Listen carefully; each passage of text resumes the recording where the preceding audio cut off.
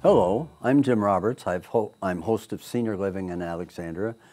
This is a monthly program put on by Senior Services of Alexandria, and it's based on information and learning things that are useful and issues that relate to seniors. It's not just for seniors, it's also for family, friends, caregivers, service providers, and how they interact with the Alexandria community.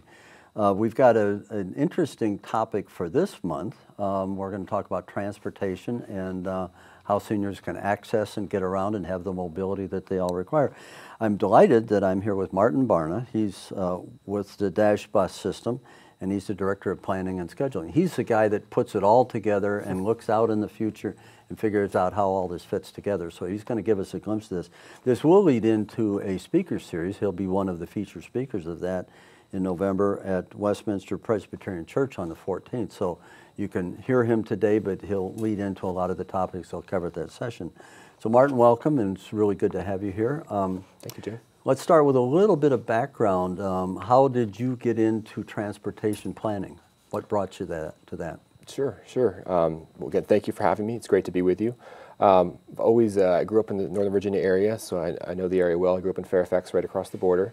And I always had a passion for cities, for urban environments, for transportation, going into D.C., to see the museums, riding the metro rail, riding the buses. So I was always fascinated with that and how it kind of works together. So I've studied that throughout school, undergraduate and graduate, and then I got into the transportation industry. I've been in the industry for about 15 years, the last 3 of which I've been fortunate enough to work for Dash here in Alexandria. So it's always been I find a very rewarding career. How people get around to their job and to school and to other opportunities is so critical to their quality of life. And so being able to work to improve that is always been very meaningful. Give us a profile of the Dash system. I know in the time we've lived in Alexandria, it's grown up far beyond what I think the original vision was, and continues to be a very unique system. But give us a little bit of history, if you would, please. Sure, yeah. It started out pretty small. Back in 1984, we actually just celebrated our 35th anniversary earlier this year, so we were very excited about that. But it started out as a small system, just here in Alexandria. It's the blue and yellow buses that you might see running around all over town. We started out with just 10 buses, and now we're up over close to 100.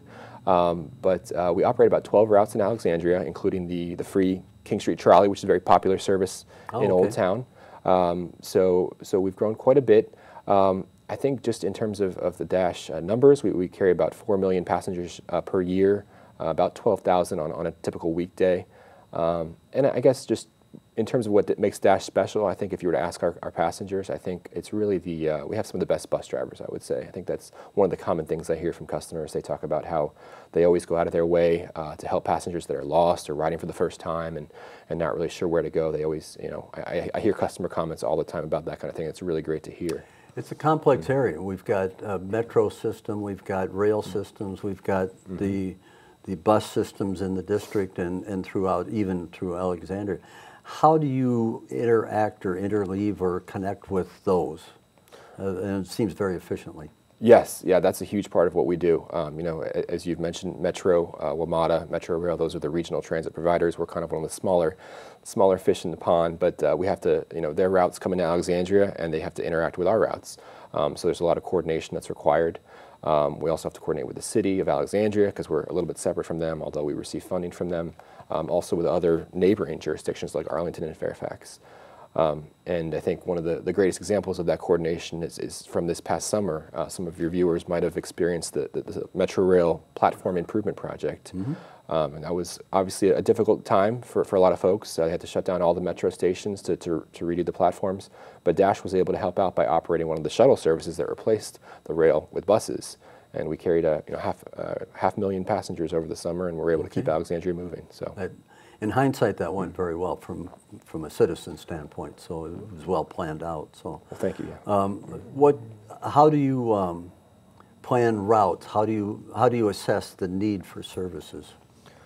Yeah, that's a great question. That's one of the fundamental things we do is we have to look at a lot of different data sources. We have to talk to our customers. We talk to our bus operators who are out there driving the routes every single day. And we just have to look at how the network functions both on an individual route, is this route going to where you need to go, and then how does it function within the entire network?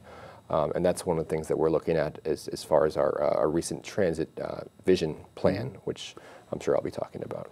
Well, tell me about that. What is a transit vision plan? Yes, it's the. I saw a date of 2018, but you indicated you've gone way beyond that. Yeah, we've extended it a little bit. Yes, so it's the Alexandria Transit Vision Plan, calling it for short the ATV.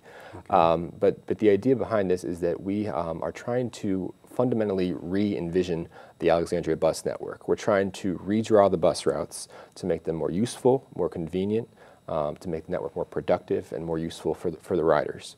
And to draw additional riders. Buses have a lot of good things that come with them. You have traffic reduction, you have better environmental outcomes. With climate change becoming such a hot topic, transportation is a huge factor in that. So the more people that we get on buses, the better outcomes we have overall for both the environment, the economy, traffic, et cetera. So, but those benefits don't happen just because the buses are running. There have to be a lot of people riding those buses. And so what we're trying to do with the vision study is to design a network that hopefully is much more useful and thus has more riders. How would you define, what is success in terms of a transit vision plan? Everybody on buses or bicycles or something else, and elimination of traffic, or is it that or some other things? I think it's a number of different things. Definitely, the elimination of traffic is nice. It's harder to kind of quantify and really attribute that to transit growth. But I think ridership is often cited as one of the biggest factors, and some cities that have done similar vision studies, Richmond, for example, just had a report that their ridership went up 17% in the year after they introduced the changes. So ridership is big, but I think fundamentally what we're looking to do is increase access to opportunities. So a lot of the analysis that we're doing with our routes measure the growth in how many jobs people can access based on the transit network, how many different, access to education, that kind of thing. So, ridership is definitely important, but also the opportunity to use buses, how to measure that is a key part as well. Okay. And what's the status of the plan at this point? So it's been going on since early last year. We are entering our third and final round of public outreach here in October and November. Okay. We've got a couple opportunities to get involved. The website for the project is www.bus.com/transitvision. Okay. And there are a couple public hearings that are coming up. And there's also opportunities on the website to provide input on the plans. Okay. So. We're going to have to go to a break right now, but we'll come back and we want to spend a little bit of time on seniors, of all things. Sounds great. We'll be right back.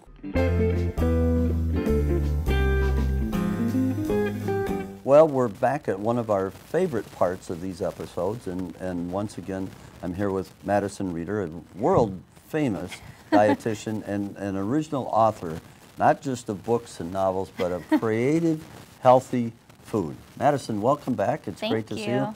What are we going to do this month? I see an array of things. You've got equipment, you've got food, so forth. What are we looking forward to? So, because we're fully into fall now, and it's that time of year where the holidays are kind of creeping up, I wanted to make a dish that was a little bit different, but still incorporated those fall flavors that we know and love. Okay. So, what we're going to make is a butternut squash sauce that you can put over a pasta. Something a little bit different. A lot of times I think for the holidays, especially Thanksgiving and Christmas coming up, we're using a lot of pumpkin, but butternut squash is still in season right now. It still has that bright fall color, so I wanted to do something a little bit different for us today. Okay. So we're in the season of pumpkins and squash and fall. Okay, butternut squash, and looks like you've got some ingredients there. What do you have? All right, so I'll talk you through this. So butternut squash is actually a fruit. You can find it in the produce section of your grocery store, and it's a kind of like an off-white gourd, and on the inside it's that bright orange color. Okay. So that's really intimidating to a lot of people, which is why people stray away from the butternut squash, because how do I cut it? How do I clean it? How do I choose one? So another option for those of us out there is you can find at the store peeled and cut butternut squash. It's very easy to find this time of year. The price is very, very fair. So I use 2 containers of this, making about 3 to 4 cups of butternut squash. Shortcut number 1. Yes, exactly. We need something easy, especially around the holidays. Yep. So I took in a saucepan, I took a little bit of olive oil and some garlic, heated that up, made sure it was nice and fragrant, and added in some chopped red onion, which again, you could buy at the grocery store already chopped up if you'd like, but I made sure I cooked those until they became translucent. And then I added my butternut squash some sage, some fresh sage, and then I added some chicken stock to give it some flavor. And that's what's in here? Yep, that's what's in here. Yep. Okay. Now I cooked that until it was fork tender, so I'll show you exactly what I mean. To know if it's done, kind of keep an eye on it while you're cooking, but if you can poke a fork right through it just like that, that's how you know it's ready to go. If you can't quite get the fork all the way through, then it needs a little bit more time yet. Okay. So very simple, just cook it until it's just about done like this, and keep all the liquid with it. That's really important. Don't get the urge to drain that chicken stock out of here. We want to hang on to that. If you have a little leftover olive oil from cooking it, that's okay too? Yep, that's perfectly fine. Put it all in there? Yep, we're going to keep it all in a container. So is that the finished product? No, not that quite. That looks delicious in itself. It does. You could eat that There's just more? as it is. No, of course. You know. Oh, you have your machine. Yes. Okay. So what we're going to do is we're going to scoop this into our food processor here as carefully as we can. Hold that for you. Thank you.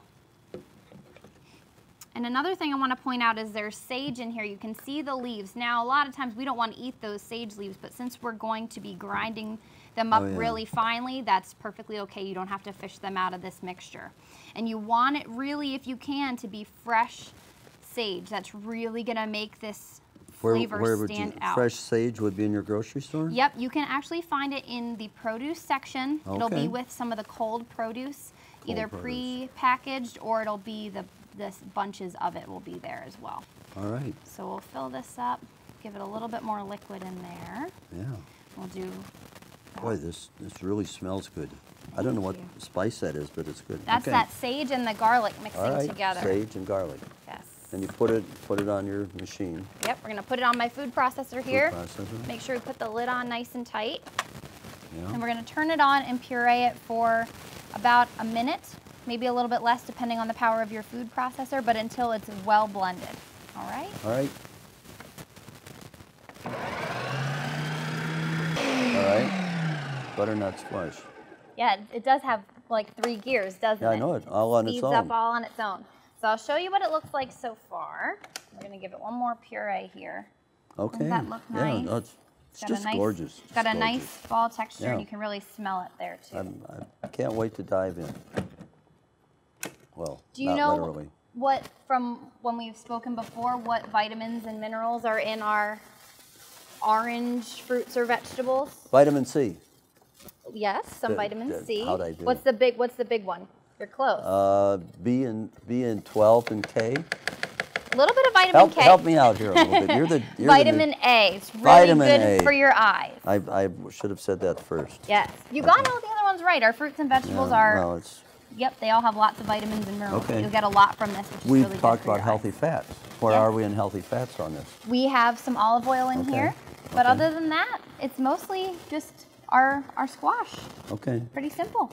So I'm actually going to add a little bit of milk to this. Now you could add whole milk, you could add almond milk, whatever you like, but I'm going to do just a little bit less than 1/4 cup. Is that for nutrition or for consistency or both? A little bit of both. I'd say it's more for consistency. Okay. And I'm going to add a little bit of, this is a salt pepper mix. It has a little bit of paprika in it. Oh. Just to give it a little bit of something extra. So a lot of people are really intimidated by spices. They're not sure quite how to blend them together, what works. So I like the pre-mixed spices for those of us who get a little bit intimidated. And that's one of my favorites. So I'm just going to blend this again for about another minute. Can take this. Oh, yes. All right. Looks pretty nice. So what's that consistency? What would you call that? So I would say just a good puree? Yep, a good puree. You could add more or less liquid if you want. I tend to like a thicker sauce. Okay. Give it a little bit more fullness, but that's just my preference, so it's completely up to you. So what we're going to do next is we're going to add that on top of our pasta here. We're going to reuse our spoon. Move that here out of the way. Add a little bit. So people can see this. Yeah. Need some help? You got it? I think we got it. So what's really nice about this is I didn't show any protein here, but you could certainly add some chicken. Some bacon would be really nice with a combination like this. Okay. And then you've got a complete meal because your vegetable is hidden in your sauce. I noticed you brought this also. You want to tell them what kind of Yes. pasta that is? Absolutely. So there's lots of different types of pasta out there. You can go with your traditional. I always recommend if you're going to use a traditional pasta to go with a whole wheat or a whole grain pasta because it has more fiber in it. So it's going to keep you fuller for a longer period of time, which is important at the holidays especially. It also keeps your GI system well regulated. Again, important What's at the to holidays. complain about? Exactly. All right. But if you want to go a different route with your pasta, you could do a gluten-free pasta. And I thought I would just give this one a try. It's a pasta made out of egg. So it's an egg fettuccine pasta. It's pretty low in calories, and very, very easy to make. All right. And I recommend a fresh pasta for something like this, just because it's a little bit more natural tasting. It's got a little bit of a lightness to it, which I tend to like. And this you can find usually in the cold section as well, where you can find your hummus or your dips at the grocery store. I noticed this has Trader Joe on it. They seem to specialize in these kinds of ingredients. I love them for these kinds of different ingredients. All right. So, and what's the name of this? So this is we'll call it a butternut squash Alfredo almost. It's missing the cheese, but it's definitely healthier. Could it be butternut squash Al Madison? Sure. Hey, I like that. Because you're the author? Let's keep that. I like it. All right. Well, Want to give it a try? Sure, of course. I don't know. I kind of dig in here and taste that sauce. got to get some fettuccine, fettuccine, some egg, in there. egg gluten-free fettuccine. All right. Whoops. Got to get the right proportion. All What's right. nice about this sauce is butternut squash, kind of like pumpkin, has a sweetness to it. So it's really kind of different. The flavors matching together. You've got your garlic, your onion, and then in combination with the sweetness from that squash, it's really delightful. You know what I found in doing this? I always need a second bite. Hey, there you go. I'm glad that you like it. I like it. I mean, of course, it's good, but this gives me an excuse to have another forkful. This is very good. This is very healthy. Yes. But it's got those good spices in it. I see what you. Yep, and you could always add more salt, more pepper to your liking if you prefer. But it's a really, really nice dish for the fall time that I think a lot of people will really enjoy, especially adding a chicken or some kind of meat with it too. But thank you so much for having me. I appreciate being here again to make something else for you to taste. You're always my best taste tester. I'm really a lucky person, but that's good. I would be good at, you're right, Thanksgiving. You could serve that with turkey or just by itself. That's very good. Thank you very much. You've done it again. Thank you. you. Come back next month. We'll have another exotic adventure, food adventure with Madison. Thank you. Thank you.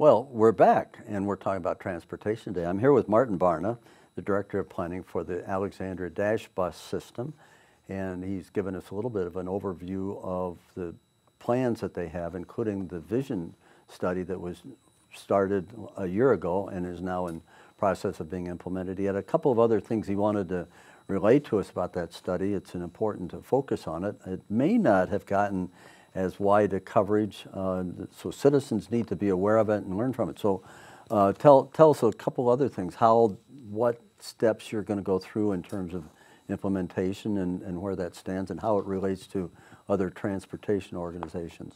Sure, yeah, so we're right in the middle of our outreach process right now. We're meeting with a lot of different organizations. We've got a stakeholder group that has representatives from all different groups, including the Commission on Aging.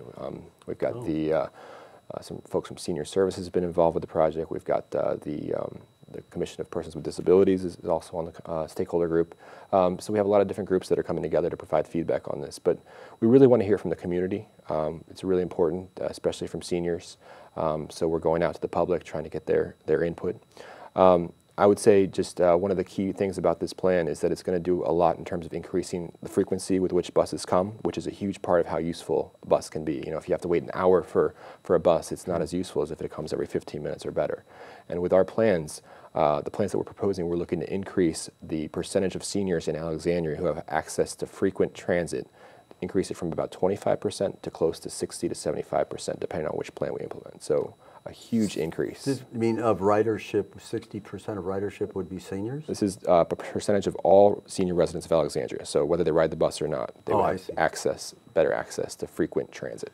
Let's talk a little bit about what programs do you have for seniors, and then let's get the question after that will be how does the vision plan, what's in store for seniors in that? But what do you have currently by way of things for seniors? Right, yeah, we have a lot of great stuff that we like to do for seniors.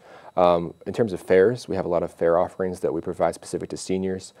Just last year we implemented a new program where we offer half-price fares for seniors who ride during off-peak hours. That's basically outside of the rush hours from 6 to 9 in the morning on weekdays and 3 to 6 in the afternoons.